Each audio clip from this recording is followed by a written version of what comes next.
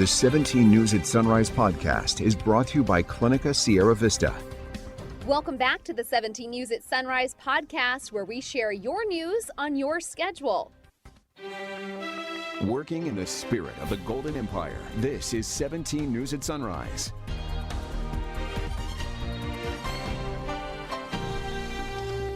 Good morning here at 5 a.m. Thanks for waking up with us. I'm Maddie Jansen alongside Alex Fisher, who will begin with your 17 News follow-up file. New developments in the case of Desiree Thompson, a woman who went missing a decade ago in California City. The coroner now confirms remains found back in March belonged to Thompson. The 30-year-old was reported missing on January 7th, 2012. More than 10 years later, on March 25th this year, skeletal remains were unearthed by the FBI and California City Police at a home in the 20,300 block of 86th Street in California City. The Kern County coroner says the remains underwent DNA testing by the Department of Justice, which concluded they belonged to Desiree Thompson. We spoke with her mother, Sherry Smith, shortly after the discovery. I believe it's my daughter. This is the first time in all these years that throughout them finding remains around, between Rosamond and Lancaster, and out there, this is the first time that I literally feel this is her. The coroner says the manner of Thompson's death was homicide. 60-year-old Jose William Lara was arrested in March and is facing murder charges. He's pleaded not guilty.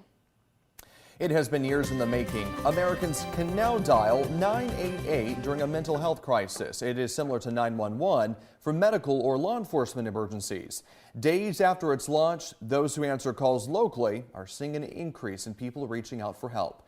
17's Christian Galeno now has an inside look at how the hotline can be used here in Kern and nationally.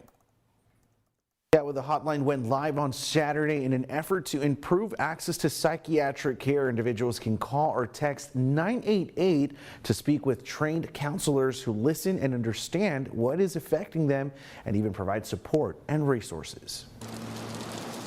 Call came to us and he was on top of a high building. He was a student and he was at the end of the road for his life. He had no hope. He didn't really have anything to live for. Ellen Eggert knows too well what callers to the Kern Crisis Hotline feel when they decide to dial for help. You are not alone, and that's what we want people to know. Someone is going to answer that call 24/7. They're not going to judge you. Eggert supervises the Kern Crisis Hotline, which can now be easily reached by dialing the new 988 Suicide and Crisis Lifeline, formerly known as the National Suicide Prevention Lifeline. You don't have to have a mental illness to call the crisis line. Anybody can call the crisis line. It's a national network of more than 200 crisis centers that helps thousands of people overcome crisis situations every day. According to the Centers for Disease Control and Prevention, suicide is a leading cause of death in the United States, with one suicide every 11 minutes. If I go into a mental health crisis, I don't have to go online and Google and look at what my local crisis number is. 988 is going to be a really accessible, easy thing for people to remember and utilize. The original Lifeline 1-800-273-TALK remains active. When you dial, it will connect you to the local crisis hotline. Meantime, mental health experts hope that this will help easily connect communities in our area, especially those in rural areas, with the mental health care and resources that they need. In studio, Christian Galeno, 17 News. 17 News is your local election headquarters, and we are currently keeping a close eye on a ballot proposal that would impose term limits for our county supervisors. A group of activists called We Are Kern County kicked off a campaign back in March in hopes of limiting Kern supervisors to 2 terms, or 8 years in total. They gained the 26,000 signatures needed, securing the measure's place on the November ballot. But supervisors themselves are considering placing a competing initiative on the ballot.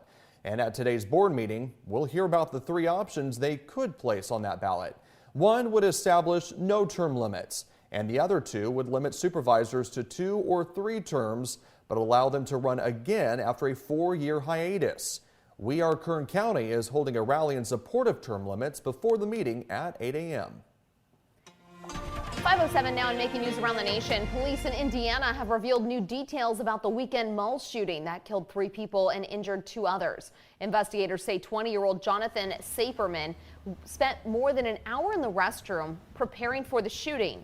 He had 2 AR-15 style rifles, a Glock pistol, and more than 100 rounds of ammunition, but only used one of the rifles in the attack. His 2-minute shooting spree was cut short by an armed bystander who just happened to be nearby and fired 10 shots, killing Saperman. Detectives are looking through Saperman's cell phone for clues into a motive for the deadly attack. Now to news around the world, and as the war rages on between Russia and Ukraine, Ukraine's president has removed some of his top people from his government. Volodymyr Zelensky is now without 2 senior members of his regime, including the head of the powerful domestic security agency. They were fired for failing to get rid of Russian spies in the ranks. Hundreds have been charged with treason and collaborating with Russia. Despite additional help from the West, Ukraine says it is outgunned, saying more arms are needed. British intelligence says more than 2.5 million Ukrainians, including children, have been forcibly deported to camps inside Russia. That is the equivalent to the population of Chicago. And Russia's President Vladimir Putin is taking a rare trip abroad to the Middle East to meet with leaders of Iran and Turkey. The visit comes as Iran claims it's now capable of building a nuclear weapon. For more than a year, the Biden administration has been trying to reestablish an agreement to constrain Iran's nuclear program in exchange for sanctions relief. Now to headlines from across the state, and beaches were temporarily closed yesterday when a shark was spotted along the coast of Huntington Beach. The shark was first reported a few miles away from a popular surf spot. Officials announced the closure out of an abundance of caution, but the beach opened back up just a few hours later. The shark was believed to be between 8 and 12 feet long and was not a juvenile. The most recent shark sighting that was reported before yesterday was on July 4th in Newport. But last month, a swimmer was attacked near Monterey and suffered severe injuries. Does that freak you out? Would you still go in the water? Once they opened the beach back up? Not really. No? It doesn't freak you out? It doesn't necessarily. No? I mean, if there's a warning out there that there's a shark in the water It's right spotted, now, like, it is yeah, spotted, today. then yeah, of course, I'm going to use common Sure. sense. But if you don't No. see it, it doesn't freak I me think out. I've seen Jaws many times. Well, I have too, but that's not reality. So. I know, very true, Yeah. Hollywood. Funeral services have been announced for Kern County Fire Captain Brian Falk, who died last week at the age of 47.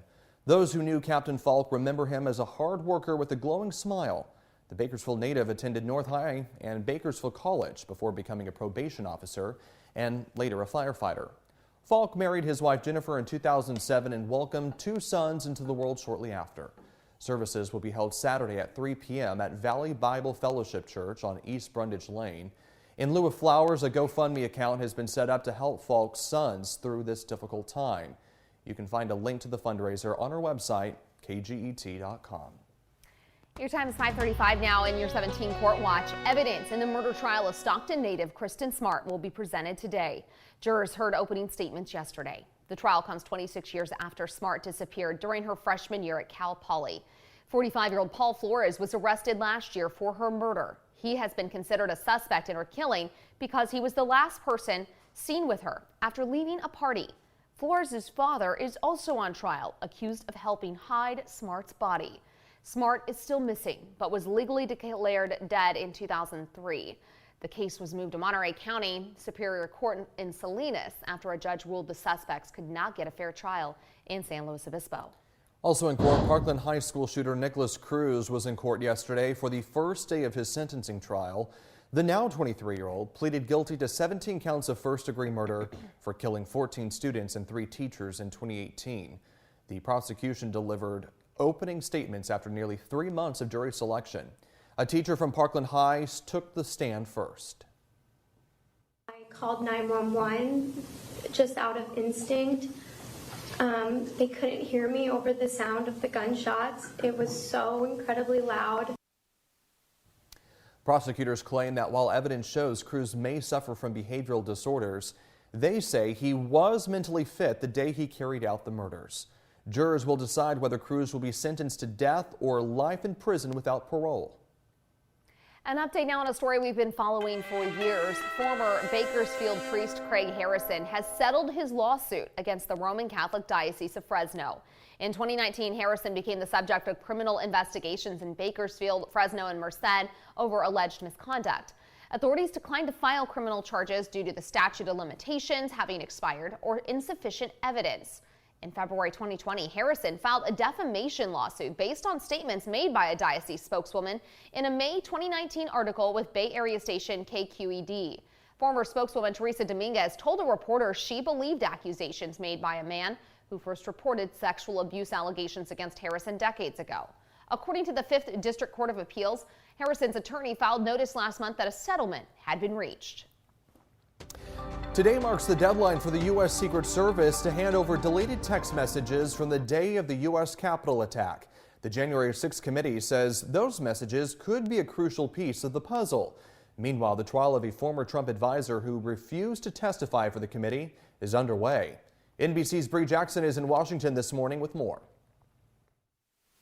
Jury selection continues today in the trial of former top Trump advisor Steve Bannon. He faces criminal contempt of Congress charges after refusing to comply with a subpoena issued by the January 6th committee. It's this show trial they've been putting up on Capitol Hill. In a stunning reversal, more than a week ago, he offered to testify in a live public hearing. But committee members said that's not likely. Experts argue Bannon's legal options are running low. Really, all of the posturing that we're seeing, this is setting up an appeal down the road after he's convicted. The panel investigating the U.S. Capitol attack is interested in Bannon's possible foreknowledge of events that day. All hell is going to break loose tomorrow. They also subpoenaed the Secret Service for deleted text messages agents sent on January 5th and 6th. What was being communicated between these Secret Service personnel that will tell us a lot about what was happening with the actual players involved. Those Secret Service messages could get us inside the president's intentions, his mindset before, during, and after the violence on January 6th. Committee members vow to go to great lengths if they don't receive the text messages by today's deadline. We'll use whatever method we need to get it. We're going to do whatever we can to retrieve the substance of those texts. Those expected to testify Thursday include 2 Trump White House officials, Matthew Pottinger and Sarah Matthews. They were among a wave of people who resigned following the attack at the U.S. Capitol. The panel says Thursday's hearing will focus on what it's calling the crucial 187 minutes. That's the time it took Trump to urge his supporters to leave the Capitol after the attack began. In Washington, I'm Bree Jackson for NBC News. As COVID-19 cases continue to rise, the Biden administration has extended the country's public health emergency another 3 months through mid-October. The declaration allows services such as free testing, treatments, and vaccines to continue. It comes as the most contagious Omicron variant yet pushes case numbers to their highest levels in months. Hospitalizations and deaths are also up. The CDC says nearly half the U.S. population lives in a county with high COVID levels. In education news this morning, new data suggests the pandemic widened the achievement gap in American classrooms. An analysis of data from testing firm NWEA found that in a pool of 3.8 million 3rd to 8th graders, there was a larger spread in achievement levels this spring compared to the spring of 2019.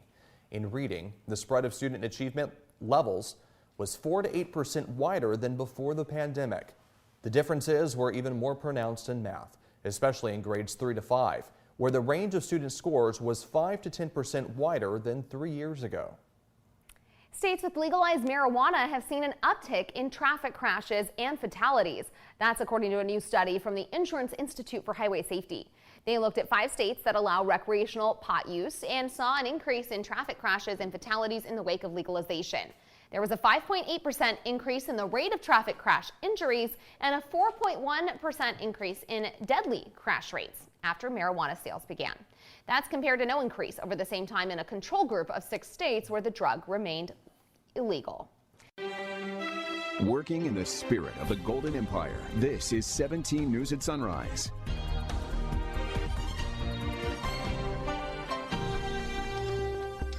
The 17 News at Sunrise podcast is a production of KGET and Nexstar Media Group.